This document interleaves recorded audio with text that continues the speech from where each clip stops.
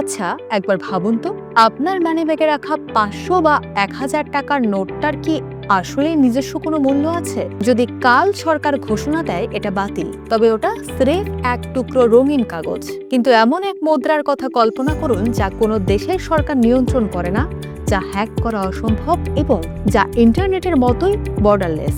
হ্যাঁ, আমি ক্রিপ্টোকারেন্সির কথা বলছি। কেউ বলছে এটি ডিজিটাল সোনা, আবার কেউ বলছে এটি ইতিহাসের সবচেয়ে বড় জালিয়াতি। আজকের ভিডিওতে আমরা মাত্র ৫ মিনিটে ব্যবচ্ছেদ করব ক্রিপ্টো কি আসলেই আমাদের লেনদেনের ভবিষ্যৎ, নাকি এটি শুধুই কোটিপতি হওয়ার এক সস্তা হাইপ। ভিডিওটি শেষ পর্যন্ত দেখুন, কারণ শেষে আপনার জন্য একটি বিশেষ বিশ্লেষণ অপেক্ষা করছে।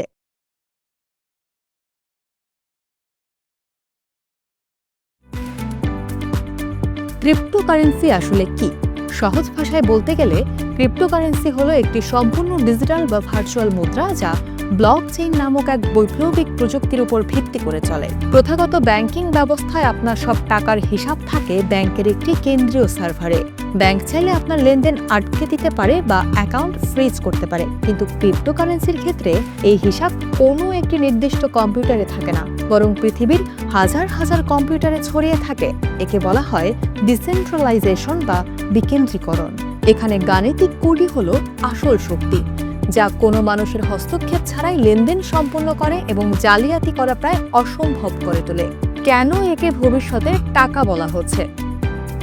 ক্রিপ্টোকারেন্সির পক্ষে থাকা বিশেষজ্ঞরা তিনটি প্রধান যুক্তি তুলে ধরেন। প্রথমত, এতে কোনো মধ্যস্থভোগী নেই। আপনি যখন দেশের বাইরে কাউকে টাকা পাঠান, ব্যাংক বা মানি ট্রান্সফার কোম্পানিগুলো মোটা অঙ্কের ফি কাটে এবং অনেক সময় নেয়। ক্রিপ্টো ব্যবহার করে এই কাজ কয়েক সেকেন্ডে এবং নামমাত্র খরচে করা সম্ভব। দ্বিতীয় কারণটি হলো মুদ্রাস্ফীতি রোধ। সাধারণ টাকা সরকার যখন খুশি ছাপাতে পারে, ফলে টাকার মান কমে যায়।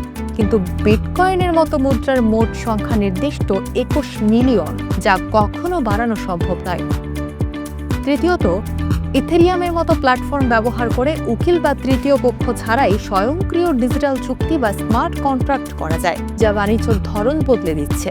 কেন অনেকে এটাকে শুধু হাইপ মনে করেন? মুদ্রার যেমন উল্টোপিঠ থাকে, ক্রিপ্টোর ক্ষেত্রেও নেতিবাচক দিকগুলো উপেক্ষা করার মতো। এর সবচেয়ে বড় সমস্যা হলো অস্থিরতা। আজকে যে বিটকয়েনের দাম $৫০,০০০, কাল সকালেই তা ৩০,০০০-এ নেমে আসতে পারে। এই অস্থিরতার কারণে সাধারণ মানুষ প্রতিদিনের চাল ডাল কেনার কাজে এটি ব্যবহার করতে ভয় পায়। পাশাপাশি নিরাপত্তার একটি বড় ঝুঁকিও আছে।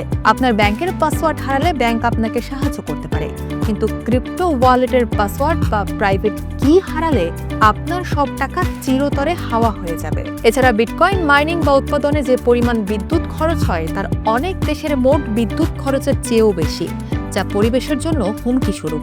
আমরা আসলে কোথায় দাঁড়িয়ে? তাহলে আসল সত্যটা কি? ক্রিপ্টোকারেন্সি কি কালই আমাদের পকেটের টাকা সরিয়ে দেবে? উত্তর হলো সম্ভবত না, তবে এর পেছনের ব্লকচেইন প্রযুক্তি আমাদের লেনদেনের ধরন চিরতরে বদলে দেবে। বড় বড় ব্যাংক আর রাষ্ট্রগুলো এখন নিজস্ব ডিজিটাল কারেন্সি তৈরির কথা ভাবছে, যা ক্রিপ্টোর ধারণাকেই অনুসরণ করে। বর্তমানে ক্রিপ্টোকারেন্সি অনেকটা ১৯৯০-এর দশকের শুরুর দিকের ইন্টারনেটের মতো। তখন অনেকেই ইন্টারনেটকে ফালতু বা খেলনা বলেছিল, কিন্তু আজ ইন্টারনেট ছাড়া আমাদের জীবন অচল। ক্রিপ্টো হয়তো সাধারণ টাকা হিসেবে পুরোপুরি সফল হবে না, কিন্তু একটি ডিজিটাল সম্পদ হিসেবে এটি টিকে থাকার জন্যই এসেছে। আপনি কি মনে করেন, ক্রিপ্টোতে বিনিয়োগ করা কি সাহসিকতা নাকি স্রেফ বোকামি? কমেন্টে আপনার মতামত জানান।